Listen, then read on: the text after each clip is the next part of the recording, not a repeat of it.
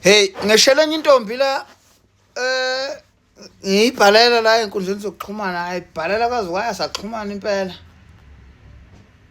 Mangiyibhalela le ntombi le ngithi mina ayi ngeke yazi sekufikela ngihluleka khona manje ngiyabona hayi angizenzela iqiniso. Ethi yona hawu umtshali ukhuluma ngani? Nayi angisakwazi ngisho ukubingelela impela ayi. Cha ngisuka into nje la engibona ukuthi lento inginakile. Bengiloko ngithi ke ngawaphela kuyenzeka mawubona umuntu omuhle kube naleyo wow kuphinde kudime ubuyele back to normal. Manje ngiyabona hayi ingihleli lento sengizekithi hayi angisho so futhi nakhona nje hayi ukuthi ngibhekeni sengisholo nje ukusho ukuthi hayi ngiyayireporta kahle hle. Athi yini kwenze njani ngithi mina ngicabanga ukuthi ikona ukukuthanda lento engenzayo. Mangibuka indlela ekwenzeka ngayo ngicabanga ukuthi ngikuthandile impela. Athi na hawu umtshali usungithandile ungakaze ungibone nokungibona. Ngithi mina nami bengingayiboni kahle lento yokuthanda umuntu ungakaze umbone ukuthi isebenza kanjani, kodwa ngiyabona isingehlele. No iyenzeka. Ngizwa la kimi. Athi hayi ngeke mtshali ngeke. Usungakaze sibonana.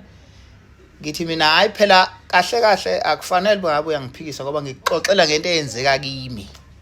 Ukuthi wena ayikazi kwenze akusho ukuthi ke sekufanele uyiphikise mangiyichaza ukuthi mina ingiphethe.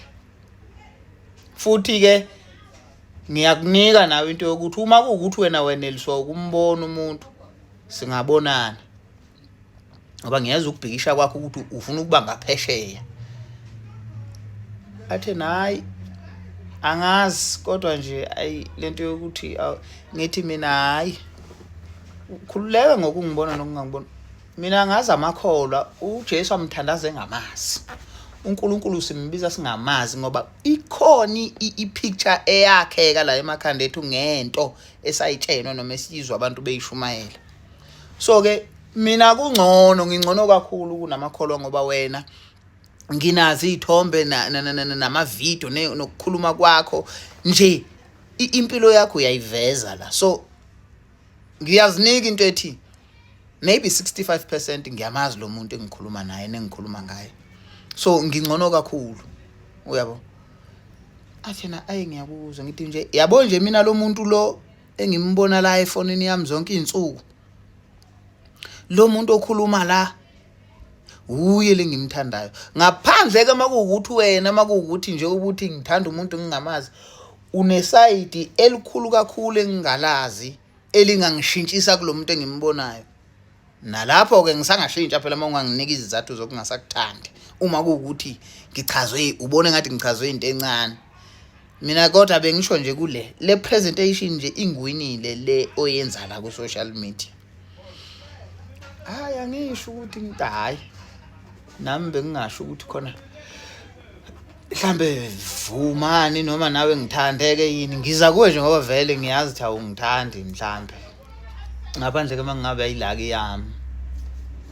Kodwa bengithi nje angizoshiya lokho usale uyibuke ungibuke nami ukuthi kurongo nokuthandwa yimi. Ngifuna nje ukuzoyishiya kuwe, ngiyayiphosa ngiyayishiya, uzoyibuka uzobuya kimi. Hayi mtshali hayi ngiyakuzwa. Ngithi uyangizwa? Athi ngiyakuzwa. Ngithi mina kwanele ngalelo nje lilodwa kwanele.